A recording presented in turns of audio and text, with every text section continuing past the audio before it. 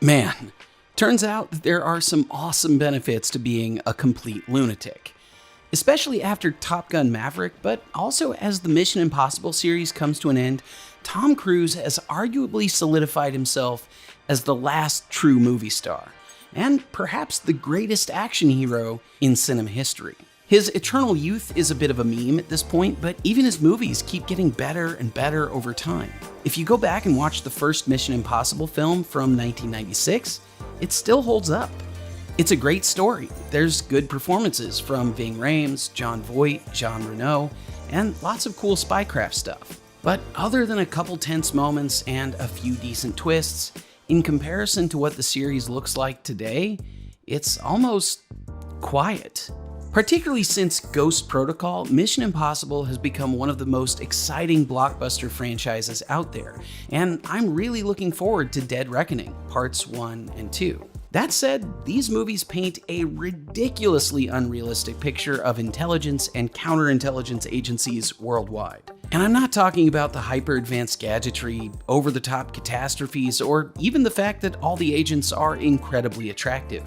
I'm talking about the assumption that these agencies are both as generally benevolent and as extremely competent as any organization depicted in the Mission Impossible films. As usual, there will be some spoilers for all of the Mission Impossibles that have been released so far, so consider yourself warned. Then, your mission, if you choose to accept it, is to join me on a globe-spanning tour of intelligence agency malfeasance, failure, and outright atrocities on this episode of Out of Frame. If you haven't seen the Mission Impossible movies, or if it's just been a while, here's a quick recap. Our hero, Ethan Hunt, is a key member of a highly secretive intelligence organization called the IMF, or, and I'm not making this up, the Impossible Mission Force. It's never been totally clear to me whether the IMF is a private agency or an official branch of government like the CIA, but either way, they primarily work for and report to the US government. Hunt works with a small team in order to pull off, well, impossible missions of vital importance, such as preventing the identities of CIA secret agents from being leaked, thwarting nuclear arms deals, stopping bioterrorists, and so on. These missions tend to involve some elaborate disguises, aerial hijinks, high-speed car and motorcycle chases, digital attacks, and of course fistfights, gunfights, and so much running. About half the time, these films also seem to involve the bad guys framing Ethan Hunt for treason. And yet, despite some fairly formulaic plot beats, the Mission Impossible movies continue to be extremely entertaining and, at times, even emotional. But there's also something unique about Ethan Hunt and his team that you don't find in a lot of other modern action movies. He's actually a pretty good guy. Obviously, Ethan Hunt is not above some deception and subterfuge, but he rarely rushes to violence and works really hard to keep collateral damage to a minimum. He's not really a womanizer or even a jerk to his teammates like James Bond, and he's also not running around torturing and harming random people to get what he needs.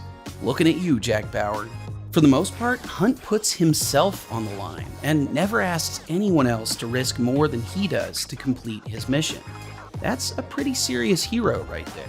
And his team is a tight-knit group of ultra-competent specialists who all believe in their missions and in their leader. That's what sets the IMF apart. The other spy agencies in the Mission Impossible universe aren't nearly so virtuous, and that puts them at odds with real-world deep state bureaus like the NSA and the CIA. The 5th and 6th installments, Rogue Nation and Fallout, demonstrate this fact pretty overtly. Much of the premise of Rogue Nation centers around a congressional oversight committee reprimanding the IMF based on the CIA's claims that they're a loose cannon and, ironically considering the source, lacks transparency. The head of the CIA cites the IMF's supposed obsession with mercenary terrorists known as the Syndicate as proof, arguing that the CIA itself couldn't even find evidence of its existence, even though Ethan Hunt is literally their prisoner. And, of course, instead of questioning the competence and motivations of the CIA, the committee dissolves the IMF and takes over its assets. The rest of the film involves all the IMF agents loyal to Ethan striking out on their own to not only prove that the syndicate exists, but also to capture its leader and bring him to justice. Their eventual vindication appeases Congress, but makes them even more enemies inside the CIA. At the start of the next film, Mission Impossible Fallout, the IMF and CIA have been grudgingly coordinating their efforts to mop up the remnants of the syndicate. They've been fairly successful, but a handful of the best and most dangerous members of the terrorist organization are still at large. Unfortunately, these final holdouts have managed to get their hands on everything they need to construct a couple of nuclear bombs. The plutonium for these bombs was supposed to be intercepted by Ethan and his team, but he failed to do so by choosing to save his team members' lives instead of securing the package. This leads to a sound scolding for caring about individual lives, and naturally, it was just another frame job for treason. The rest of the movie is spent attempting to recover the plutonium, neutralize the remaining syndicate members, and save the world. All of this firmly establishes a few things. First, the IMF is there to do what the rest of the intelligence world can't or won't do. Second, the organization, and Ethan Hunt in particular, is concerned with the well-being of individual people, not simply nation-states. And third, all the other intelligence agencies hate the IMF, which is probably the most realistic thing about the films. The reason the IMF seems so far-fetched is because it is. On a purely practical level, the outlandish gadgetry is often way over the top. Stunts like scaling the outside of the Burj Khalifa building in Dubai or surviving a halo jump in the middle of a thunderstorm are obviously insane. But what's probably most unrealistic of all is the very existence of an agent like Ethan Hunt and an organization like the IMF. There is no spy agency anywhere in the world that's as competent or as heroic. In fact, none of these agencies are even very good at all. Now, before we really get into this, I'm not here to make judgments about every single individual who works at the CIA or MI6 or even Russia's FSB or China's Ministry of State Security. What I will say is that the incentive structure for government agencies does not typically reward anyone for prioritizing individual rights, human life, political sovereignty, or personal morality. Instead, agents get rewarded for following orders and executing their mission, even if that means torturing and assassinating people, meddling in other people's political or economic systems, and generally treating civilians as expendable. There's a reason people like Ethan Hunt only exist in fiction. And looking at what some of these organizations have actually done throughout history, callous disregard for the individual and refusal to stray from orders, no matter how questionable or morally repugnant, is probably the only explanation. For example, in 1978, Bulgarian playwright and political dissident Georgy Markov defected to the West and worked as a broadcaster criticizing Bulgaria's communist regime and the Soviet Union. One day, while walking across a bridge in London, Georgy was poked in the leg by an unknown man with an umbrella. The next day, he was dead.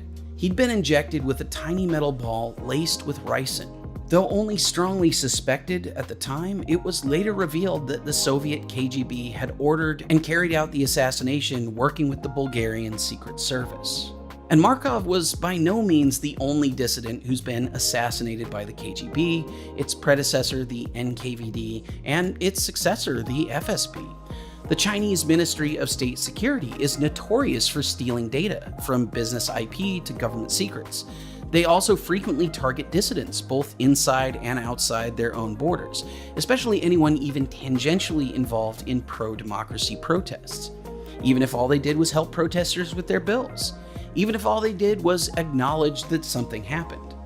And that's to say nothing of what the Stasi did to anyone who even remotely challenged the Nazi government. But to be clear, it's not only communist and fascist regimes who commit atrocious acts internationally and against their own people. Did you know that Great Britain's MI6 actually does issue a license to kill? Well, that doesn't always get used for good. They've also done their share of torture, and they apparently even have the right to just commit crimes domestically too. Same deal with Israel's Mossad, which has carried out several international assassinations that we know of.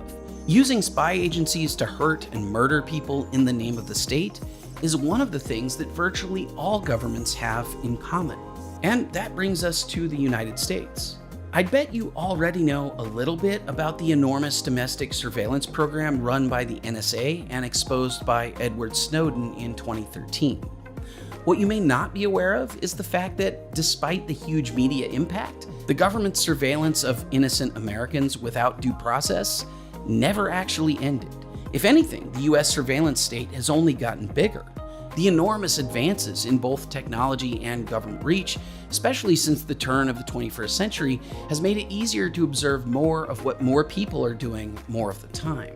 But it certainly didn't begin there. The American government has been spying on its own citizens, and everyone else, for a long time.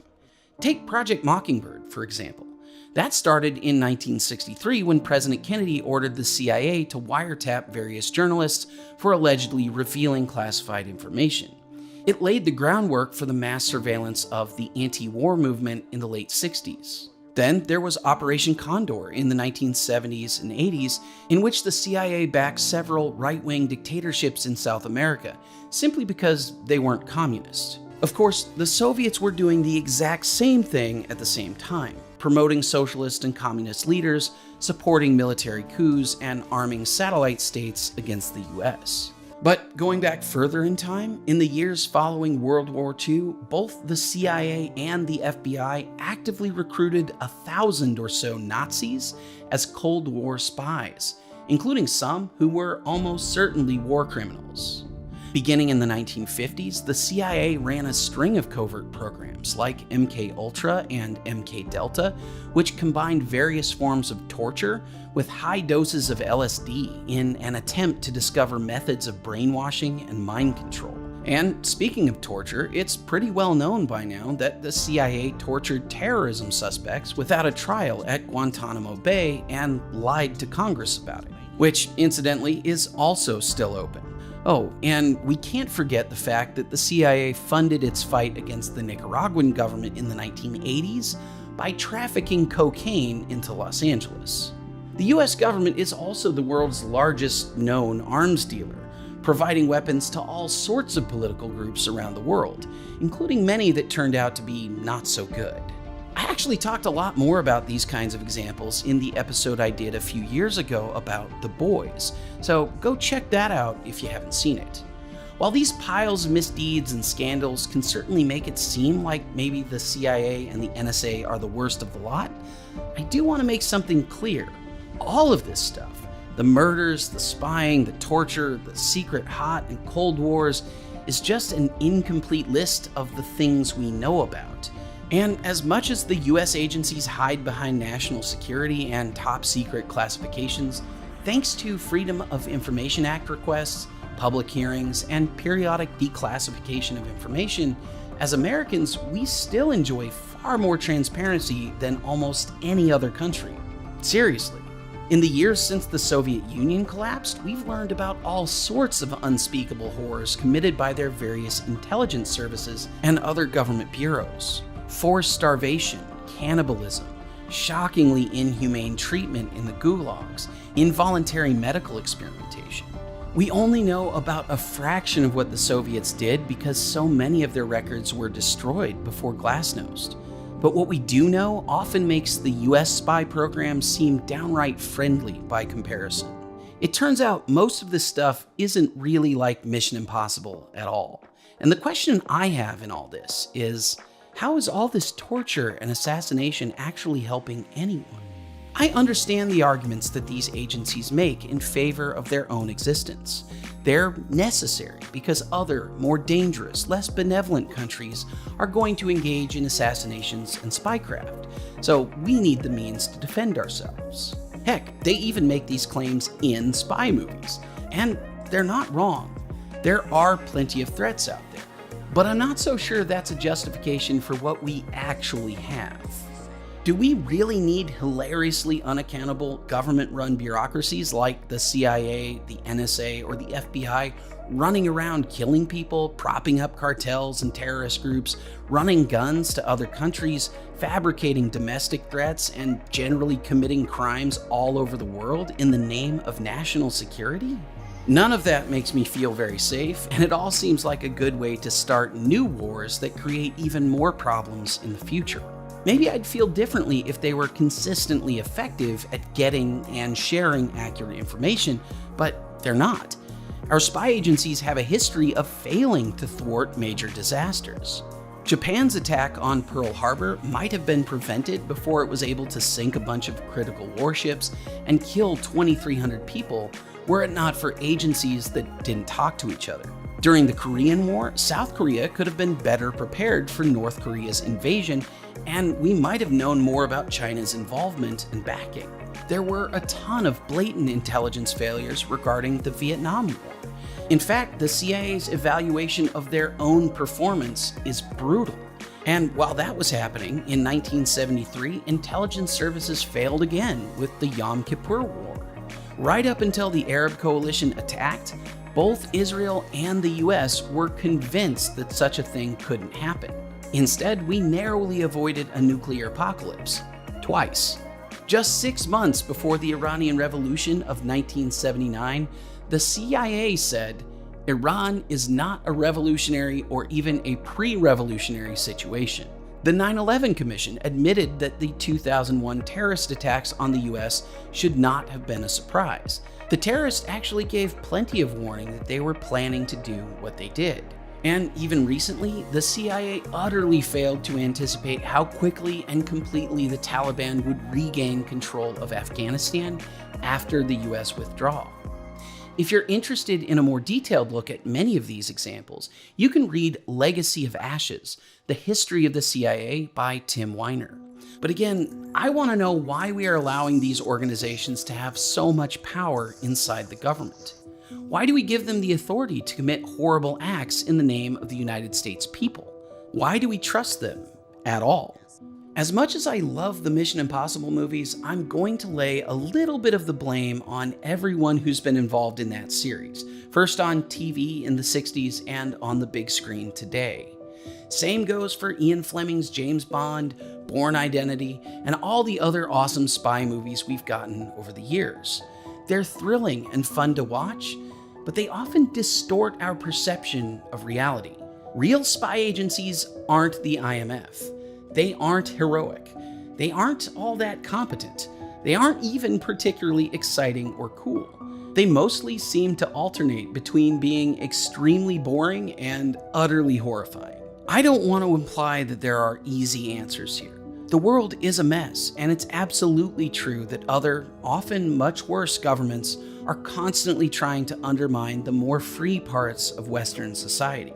Anyone who thinks that the US is the only country that meddles in other people's elections or backs political coups is fooling themselves. Don't be that guy. But you're also fooling yourself if you think that the CIA is some kind of ultra-competent agency that successfully executes every mission and is out there night and day saving lives. It's not. Go enjoy Mission Impossible: Dead Reckoning for its thrilling story and incredible stunts. I'm certainly planning to. But please, don't let it fool you into thinking that the only thing standing between you and dangerous international threats is some agent of the deep state. None of these groups is the IMF, and no one is Ethan Hunt. That job is already taken. Hey everybody, thanks for watching this episode of Out of Frame.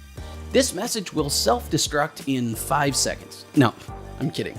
But I'm not kidding about the fact that Out of Frame is going to end in a couple months. It's been an amazing run for these last 5 years, but I have a new job and we're winding down the series.